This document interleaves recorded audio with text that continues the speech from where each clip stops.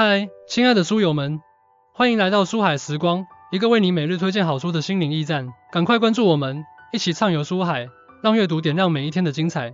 大家好，今天我怀着无比激动的心情，向你推荐一本改变无数人生活和工作的经典之作《关键冲突》。这本书由著名的沟通专家科里厄·帕特森 （Carrie Patterson）、约瑟夫·格雷尼 （Joseph Grani）、鲁恩·麦克米兰 （Ron McMillan） 和艾尔·史威茨雷奥斯威茨尔合著。他们不仅是杰出的商业顾问，更是研究人际互动和冲突解决的先锋人物。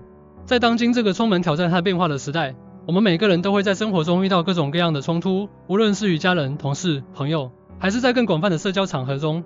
冲突并不可怕，可怕的是我们不知道如何有效地处理它。关键冲突正是这样一本为我们提供实用工具和策略的指南，它帮助我们在关键时刻做出正确的选择，化冲突为机遇。想象一下这样的场景，你在工作中发现一个重要的项目因为某个同事的失误而面临失败，你试图指出问题，但对方却百般推诿，甚至对你产生敌意。你感到愤怒、无助，甚至开始怀疑自己的能力。这样的情况是否似曾相识？关键冲突不仅教会我们如何应对这些棘手的情况，还帮助我们在冲突中找到双赢的解决方案。书中提出的核心理念和实用技巧，已经帮助无数人提升了他们的沟通能力，改善了人际关系，甚至改变了他们的职业生涯。在面对关键冲突时，你是选择逃避，还是勇敢地站出来解决问题？逃避可能会暂时缓解压力，但问题依然存在，甚至会愈演愈烈。而勇敢地面对冲突，则需要智慧和技巧。关键冲突将为你提供这些智慧和技巧。1. 理解关键冲突的本质。关键冲突首先帮助我们理解冲突的本质。冲突不仅仅是意见不合，它通常涉及到更深层次的价值观、利益和目标的冲突。书中指出，冲突的核心在于期望的不一致。根据心理学的研究，人类在面对冲突时，通常会经历3个阶段：认知冲突、情感冲突和行为冲突。认知冲突是指我们对问题的不同理解，情感冲突是指我们在冲突中产生的情绪反应，行为冲突则是我们最终采取的行动。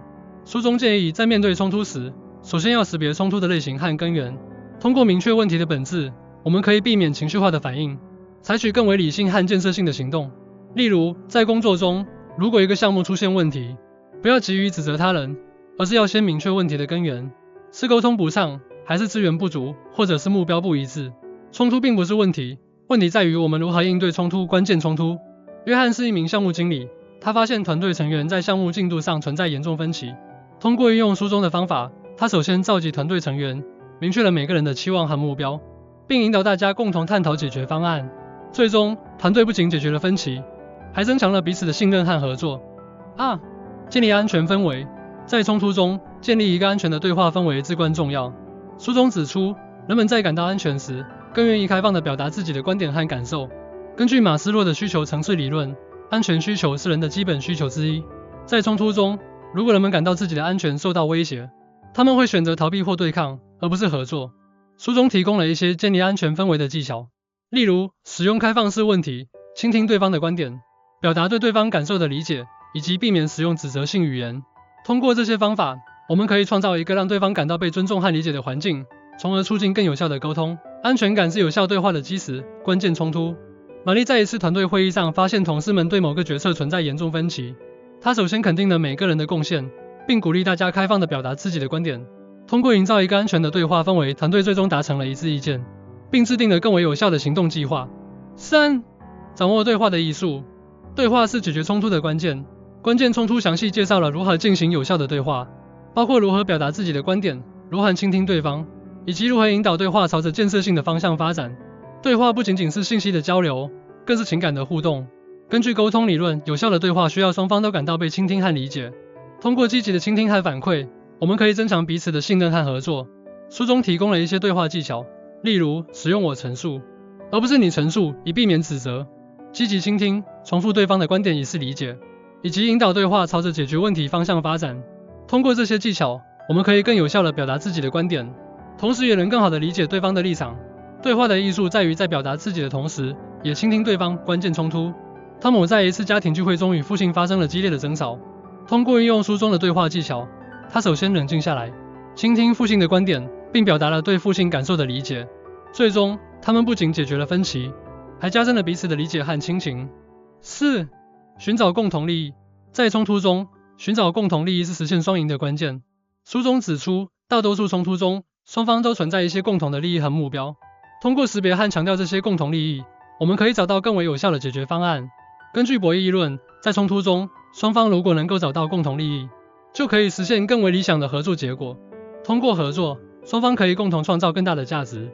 书中提供了一些寻找共同利益的技巧，例如明确双方的目标和需求，识别共同的利益点，以及探讨可能的合作方案。通过这些方法，我们可以将冲突转化为合作，实现更为理想的结果。在冲突中，寻找共同利益是实现双赢的关键冲突。在一个商业谈判中，双方在价格上存在严重分歧。通过运用书中的方法，他们首先明确了各自的利益和目标，并探讨了可能的合作方案。最终，他们不仅达成了协议，还建立了长期的合作关系。5. 采取行动解决问题。解决冲突的最终目标是采取行动解决问题。书中强调，有效的解决方案需要明确的责任分配和具体的行动计划。根据行动理论，明确的行动计划和责任分配可以增强人们的执行力和责任感。通过具体的行动步骤和责任分配，我们可以更有效地解决问题。书中提供了一些制定行动计划的技巧，例如明确具体的行动步骤、分配明确的责任，以及设定合理的期限。通过这些方法，我们可以将解决方案转化为具体的行动，从而实现问题的最终解决。行动是解决冲突的关键冲突。在一个项目管理中，团队成员在任务分配上存在分歧。通过运用书中的方法，他们首先明确了每个人的职责和任务，并设定了具体的完成期限。最终，团队不仅完成了项目，还提高了整体的工作效率。通过以上对关键冲突核心内容的介绍，我们可以看到，这本书不仅仅是一本关于冲突解决的指南，更是一本关于如何提升我们沟通能力、改善人际关系、实现个人成长的宝典。关键冲突教会我们如何识别冲突的本质，建立安全的对话氛围，掌握对话的艺术，寻找共同的利益，并最终采取行动解决问题。